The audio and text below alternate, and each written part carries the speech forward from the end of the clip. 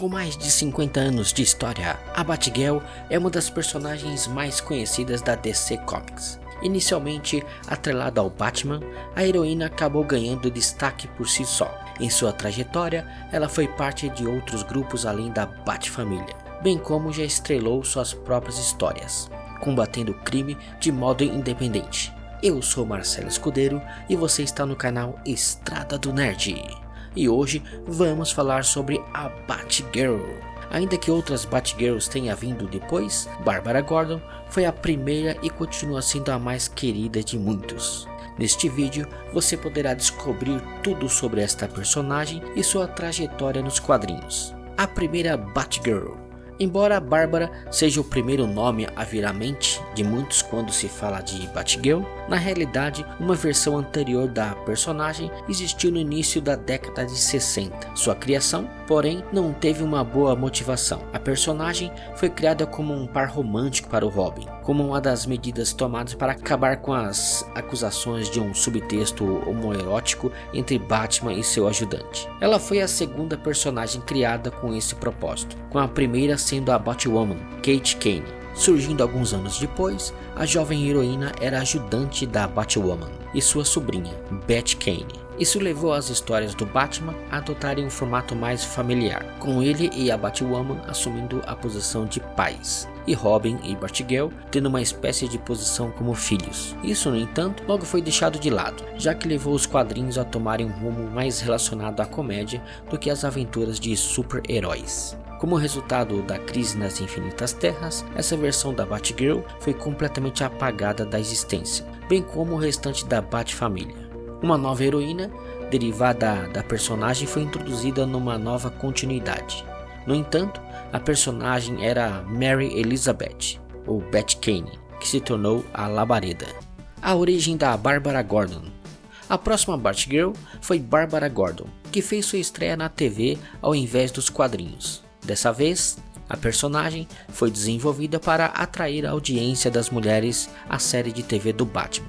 Assim, o produtor executivo sugeriu que ela fosse a filha do comissário Gordon, eventualmente lutando contra o crime e assumindo a identidade de Batgirl. Estreia nos quadrinhos. Barbara chegou aos quadrinhos em 1967, no volume 359 da Detective Comics. Na trama, ela vai a um baile de fantasia vestido com uma roupa que era uma versão feminina do Batman. A caminho do evento, Barbara intervém quando um supervilão, a Mariposa Assassina, tenta sequestrar o Bruce Wayne. É assim que ela chama a atenção do Batman e começa sua carreira de combate ao crime. Inicialmente, o Cavaleiro das Trevas apresenta algumas objeções, principalmente por ela ser uma mulher. Apesar disso, a Batgirl ignora o Batman e continua insistindo em se tornar uma heroína. Barbara se tornou participação regular nos quadrinhos Detective Comics em 1969, estrelando curtas histórias de apoio que acompanhavam a trama principal. Inicialmente, sua participação era revezada com a do Robin a cada volume. Com isso, tendo início na edição 384 e durando até o volume 404, onde ela passou a ter esse espaço reservado para si. A personagem se tornou extremamente popular, com os leitores pedindo que ela aparecesse em outras HQs. Embora Batgirl não tenha uma grande participação em Crise nas Infinitas Terras, o evento resultou em grandes mudanças para a heroína. Depois desse reboot, Barbara passou a ser sobrinha do Jim Gordon. Sua origem recebeu uma nova versão em Secret Origins, onde ela conta como se tornou a Batgirl. A Piada Mortal. No mesmo ano, Barbara voltou a aparecer em A Piada Mortal. Na trama, o Coringa comete atos violentos contra a personagem em uma tentativa de levar seu pai à loucura e provar ao Batman que qualquer um pode perder a cabeça com apenas um dia ruim. Ao invés de ser representada como a Batgirl, sendo uma heroína confiante e capaz, a história a utiliza apenas como um elemento para mover a história adiante. Em 2006, Alan Moore deu uma entrevista revelando se arrepender de como tratou a personagem. A autora Gail Simone menciona o tratamento de Barbara ao lado de várias outras personagens mulheres que são mortas, mutiladas ou que têm seus poderes tomados, em situação que dão foco ao efeito que isso tem aos homens em suas vidas, no fenômeno chamado de mulheres na geladeira. Oráculo. Embora o especial lançado antes de A Piada Mortal mostra a intenção que a DC tinha de aposentar realmente a personagem, mas este não foi o fim da história de Barbara Gordon. A autora e escritora Kim Whale discutiu o destino da personagem com seu marido, John Ostrander, comentando sobre a maneira ruim como a personagem havia sido tratada. Os dois então decidiram trazer a personagem de volta ao invés de deixá-la cair na obscuridade. Os eventos de A Piada Mortal deixam a Barbara Gordon paraplégica, algo que o casal manteve na nova versão da personagem.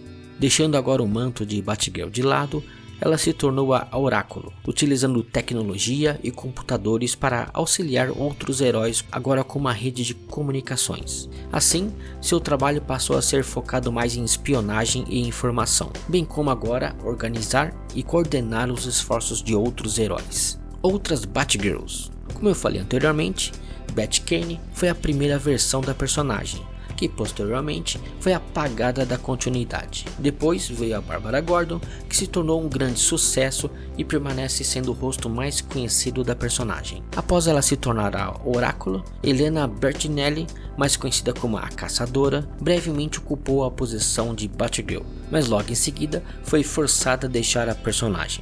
Em seguida veio Cassandra Cain, que estrelou na primeira série mensal da heroína nos anos 2000. Depois de deixar a Bat-família, ela retornou como Black Bat. Cain passou o manto para Stephanie Brown, que já havia tido as identidades de Spoiler e Robin. Com o lançamento dos Novos 52 em 2011, Barbara estrelou uma nova série da Batgirl, retomando a posição após o reboot que seguiu em Flashpoint.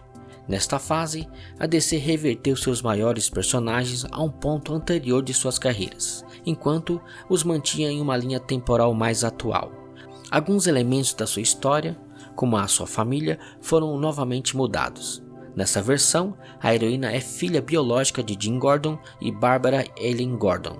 Ainda assim, a nova Batgirl não deixou de ter passado por alguns eventos do passado, como é o caso da Piada Mortal. A primeira parte de sua série lidou com a sua recuperação, mesmo após voltar a ter os movimentos das pernas. A personagem também precisou lidar com os traumas duradouros. Posteriormente, a série passou por um soft reboot, com a mudança da equipe responsável por ela. Nesta fase, ela se tornou mais leve, embora não ignore o trauma da personagem. Nesta época, ela também esteve nas HQs Aves de Rapina, equipe criada enquanto Bárbara ainda era a Oráculo, na qual ela é parte fundamental. DC Rebirth. Os quadrinhos da DC passaram por um novo relançamento com o evento de Rebirth, que restaurou alguns elementos antes de Flashpoint, ao mesmo tempo em que os mesclava com os outros vindos dos Novos 52. A Batgirl esteve entre esses novos títulos, também agora com uma nova equipe criativa, tanto na sua série mensal como também em Aves de Rapina. Em sua HQ, ela é mostrada como uma estudante, e a história foi elogiada por ser divertida e inovadora, além de dar um novo traje mais realista para a heroína. Recentemente, no evento Infinite Frontier, onde uma versão do futuro do seu universo foi apresentada, Bárbara aparece como Oráculo, só assumindo o papel de Batgirl em raras ocasiões.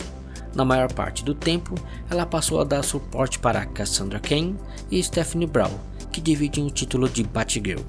E é isso aí, pessoal, esse foi o resumo e também algumas curiosidades sobre a Batgirl. Espero que vocês tenham gostado. Se vocês gostaram, dê uma curtida aqui no nosso canal. Você também pode se inscrever no Estrada do Nerd e também acionar o sininho para receber novas notificações. Muito obrigado e até o próximo vídeo. Tchau, pessoal!